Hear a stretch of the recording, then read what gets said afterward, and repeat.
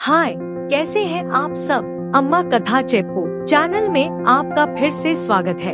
एक सुंदर जंगल में एक बड़ा सा पेड़ था। उस पेड़ पर एक कबूतर का जोड़ा घोंसला बनाकर बहुत ही खुशहाल जीवन जी रहा था। हर दिन सुबह वे कबूतर दाना चुगने जाते और शाम को वापस अपने घोंसले में लौट आते। एक दिन सुबह हमेशा की तरह वे कबूतर दोनों भोजन की तलाश में निकल पड़े और दोपहर होते होते कुछ अनाज के दाने लेकर अपने घोंसले में लौट आए।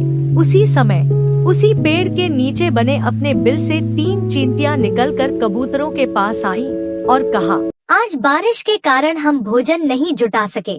अगर आप अपने लाए हुए दानों में से हमें सिर्फ एक दाना दे दें, तो हम सबका पेट भर जाएगा। हमारी रानी चींटी ने हमें आपसे मदद मांगने भेजा है।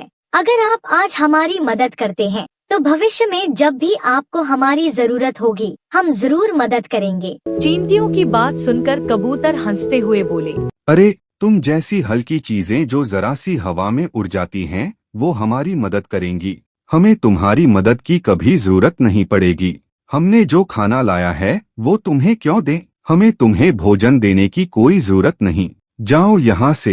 इतना कहकर उन्होंने चींटियों को भगा दिया। निराश होकर चींटियां अपने बिल में लौट गईं और रानी चींटी को सारी बात बता दी।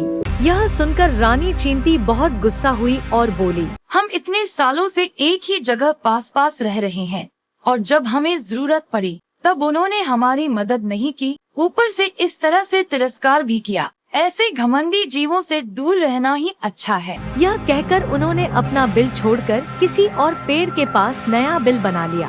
कुछ दिनों बाद खाली पड़े उस पुराने बिल में एक सांप आकर बस गया। वह रोज कबूतरों की दिनचर्या पर नजर रखने लगा। एक दिन जब कबूतर भोजन की तलाश में निकले, तब वह सांप पेड़ पर चढ़कर उनके घोंसले की ओर गया ताकि उसमें रखे अंडों को खा सके।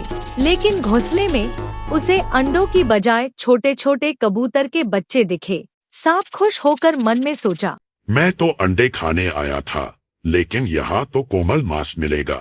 वह बच्चों को खाने के लिए आगे बढ़ा ही था कि तभी ऊपर की एक शाखा पर बैठी एक कौवा उसे देख लिया और बोला, रुको, माँ बाप की गैर हाजिरी में बच्चों को मारना पाप है। सांप गुस्से में बोला, तू कौन है मुझे नैतिकता सिखाने वाली? ज्यादा बोला तो तुझे भी खा जाऊंगा। दफा हो जा यहाँ से। यह कहकर वह कौवे पर फुफकारा। डरकर कौवा वहाँ से उड़ गया। शाम को जब कबूतर वापस लौटे तो उन्होंने देखा कि घोंसले में उनके बच्चे नहीं हैं। वे घबरा गए और इधर उधर ढूंढने लगे। तब कौवा आया और सारी बात उन्हें बताई। अपने बच्चों को मरे हुए जानकर कबूतर बेहद दुखी हो गए।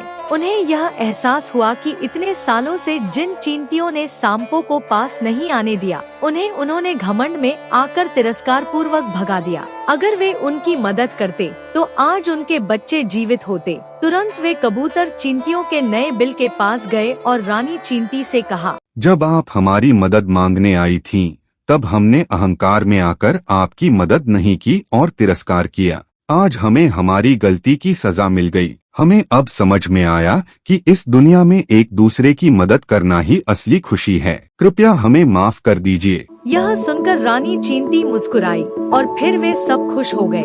कबूतरों ने भी अपना नया घोंसला उसी पेड़ पर बनाया जहाँ चींटियों ने अपना घर बनाया था और वे सब मिलजुल कर खुशी खुशी जीवन बिताने लगे।